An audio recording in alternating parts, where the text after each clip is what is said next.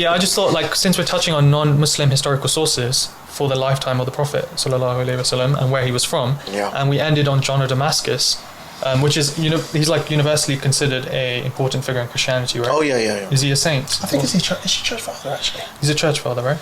I don't think he's a church father. No, I think he's a theologian. A theologian, okay. Yeah, but he's a very important figure, in post-Islam. Yeah.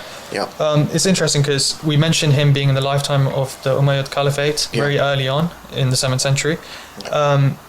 We touched on his document on heresies, and John of Damascus himself obliterates this whole Petra argument because he's a very respected figure in Christianity. And as the brother Idris mentioned, he uses terminology like the Ishmaelites, the Hagarenes, the Saracens. Wow. And the Ishmaelites in Genesis 21, it's talked about them settling in Arabia.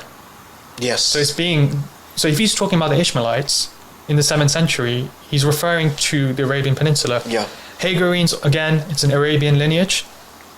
And the Saracens, he's from like the Umayyad Caliphate in Damascus. And this phrase, the Saracens, was often used by Byzantine writers of that time to talk about people who are in the Arabian Peninsula, not about people in the Levant region as much, and not people in Petra. That's the terminology used by John of Damascus itself obliterates the argument. But there's other, if that doesn't convince you enough, there's also the cultural religion he talks about pre-Islam in his book on heresies. So he talks about, I'm going to quote him here on heresies, the people were formerly idolaters, serving the morning star and Aphrodite, whom they call in their language Kabar. So he's talking about the religion pre-Islam of the people who became Muslims.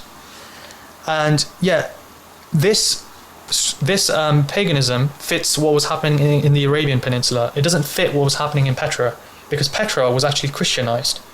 Yeah, that's right, yeah. For a long period of time before the arrival of Islam. Yes. So Petra was a very Christianized area. And it was like a Nabatean area, as I mentioned, but Nabateans were kind of declining and it had become Christianized way before the Prophet sallallahu alaihi wasallam arrived. So it's that's another argument that he's talking about the culture of where Islam came from, and it doesn't fit the Levant region. Just geographically. So Petra and the Nabatean kingdom was in southern Jordan. So it was partially in the Levant, southern Jordan. And northern Arabia, north of the Hijaz. Yes. So if you look at Tabuk and Petra and the areas lying just east of Sinai and into southern Jordan, generally speaking, that was the Nabatean kingdom there. Yeah. So with their proximity to Greater Syria, to the Levant, and the Byzantine kingdom, they became a client state of the Romans. Yeah. And then when the advent of Christendom and the Byzantine Empire, they then, as you said, it became Christianized, converted to Christianity, and then continued to be client states of the Byzantines, and so much so the Battle of Mu'tah, for example, and you had the Hassanids and all that. The Hassanids, that's all in and around the Arabs in that region. That's generally who they are. Because it's important to understand the borders that we have today weren't around back then.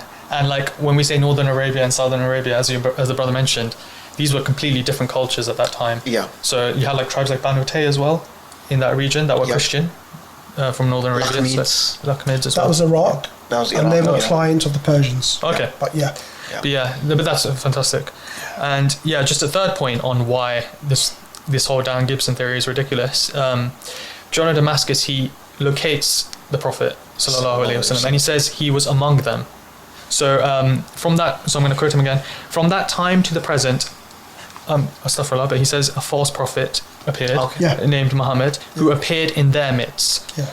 And this clearly implies that the Prophet rose within an Arabic-speaking, desert-dwelling Ishmaelite area, because he constantly refers to the Ishmaelites.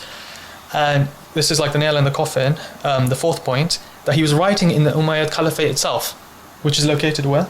Damascus. How close is Petra to Damascus? Not too far. Not too far, right? So if he's talking about like the Ishmaelites, if he's talking about a very different people, and he's describing them as outsiders, like why would he be describing them as outsiders if the whole religion of Islam originated a few years ago where he's from? Exactly. That's a great point. It would have began within the Byzantine Empire. If Petra is the case, Yeah. Islam would have been the advent of Islam would have happened within the Byzantine Empire, Yeah. like you said, Yeah. not outside. Yeah, it wouldn't have been outside. So he wouldn't have been referring to the Ishmaelites, the Hagarenes, who are coming in, and among them there's a prophet. Why would he be talking like that if Islam originated in his region a few years ago? So this is a further nail in the coffin. So John of Damascus debunks. So you're like one of the major Christian figures in history, one of their most beloved theologians. He himself is a proof for Islam. Exactly. Because even though he was writing on heresies and he was attacking Islam, subhanallah, like thousands of years later, he was actually another proof of Islam. Wow. Alhamdulillah. How history changes and how. I really appreciate you going through that. Jazakallah khair. And, No, inshallah, it'll be very, very beneficial for the viewers as well.